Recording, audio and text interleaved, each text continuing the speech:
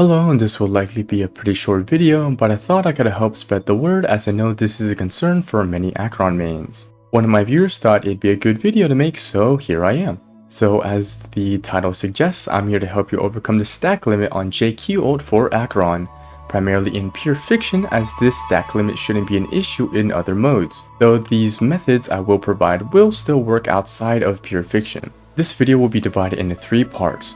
That being the 2 ways to fix Jiaoqiu's ult with Acheron, and lastly a section answering potential questions. As mentioned in my previous video, depending on how well you play and the circumstances, you may not hit the 6 limit cap on your ult before you get your ult back. And in this clip, only 4 Jiaoqiu stacks were used before the creator got his ult again as an example. First, let me provide a build infographic so you know how to build them and what builds we'll be using. The main thing to know is just energy rope, effective rate body, and speed boots. Though there are various ways to build them, just build them based on what you need.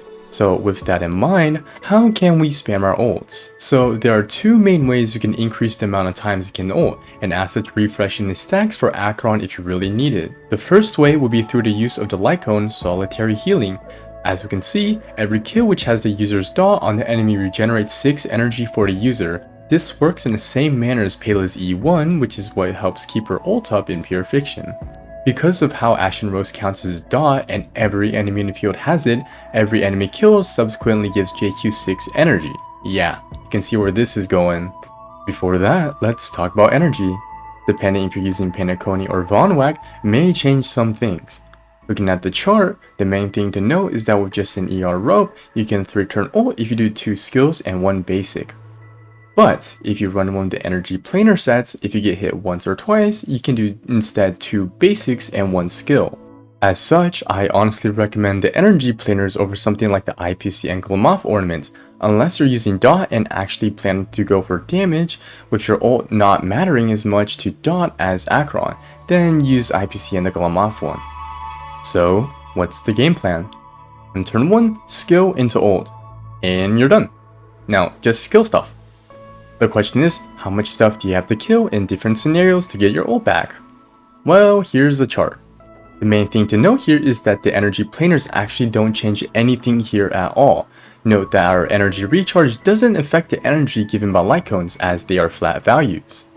The second way is with the tutorial light cone. I understand many may not have it, so feel free to skip to the next part. This setup needs another defense shredder, probably Payla, but Black Swan can also work with her skill too. With this light cone, he gets 8 energy every time he hits an enemy with Defense Shred. This means that you would want your Payla or Black Swan to be slightly faster than Jiaoqiu, regardless on how much the speed difference is. Here's a chart. And again, the main thing to note here is that the energy planars actually don't change anything at all. But you can actually now do 2 basics and 1 skill, even though you waste a lot of excess energy. Lastly, I'll now address issues in this section that people may have. First questions, how much speed does your Jiaoqiu need to be, and will being uber fast help his uptime? The answer is yes, being uber fast will help your uptime in certain scenarios, but many times if your stacks were to run out, being faster wouldn't have helped. You generally are not just losing 1 stack at a time, but like 2 or 3 as enemies are generally tightly grouped speed-wise. But the conclusion is, just make sure he's fast, but don't stress if he's not like 160 or 180 speed. Just being first or second in the party should be fine for most teams, and especially Acheron. Using Jiaoqiu, will there be SP issues? No. In the Acheron team, Acheron will always be SP negative while your sustain, whether Japard, Adventuring, or someone else, should be SP positive. And if you run a faster sustain, they can lap your Acheron if she is slow, making you SP positive. Next is your other character. Assuming you have Payla and maybe Black Swan too, they will always be SP positive or at least neutral. Now that leaves Jiaoqiu. As we saw, he can be SP positive or negative depending on how you want to play him. Regardless, even if he is negative, everybody will balance each other out. Lastly, will there be effect hit rate issues with solitary light cone? In pure fiction, the answer is no.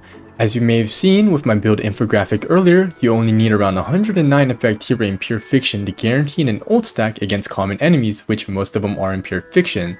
With the 43.2 trace and 28 from the talent, you only need a few substats in pure fiction to reach 100 or so.